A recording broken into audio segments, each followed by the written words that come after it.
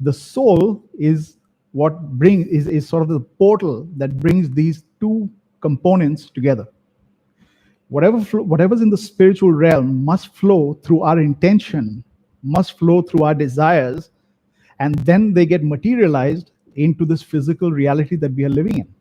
That is the way God designed it. That is the way it was supposed to be always, and that is the way it is today. That is the way it was before Jesus came. It is always going to be like that. Now, before Jesus came, man was in bondage to a conscience that was stricken. So, what did the enemy do?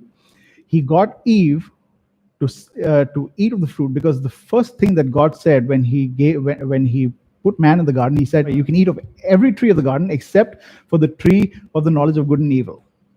Now, that's exactly what they did. Why? Because they were deceived into eating of that tree, right?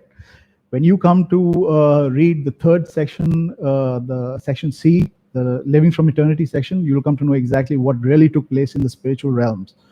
But for now, let's understand that the first thing that actually got affected when they ate of the fruit was, we read that their eyes were opened and they knew that they had done something wrong. They had done something that was against what God had said.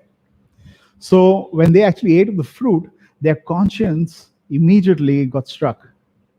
They hid from God. Now, bear in mind, they hid from God. If you see in Genesis chapter 3 and verse 5, for God knows that in the day that you eat of it, your eyes shall be opened and you shall be as God. In Genesis chapter 3 and verse 8, it says, and they heard the voice of the Lord God walking in the garden in the cool of the day, and Adam and his wife hid themselves from the presence of the Lord among the trees of the garden. Now notice, God did not retrieve from them. God did not withdraw himself from them. They hid from God. So the first thing that what took place was, because of their conscience got affected, was they hid from God. That was the big blow. That is the fall of man. Nothing else. It wasn't about disobedience. It was about them in their conscience thinking that how can I face God? How can I face my Father?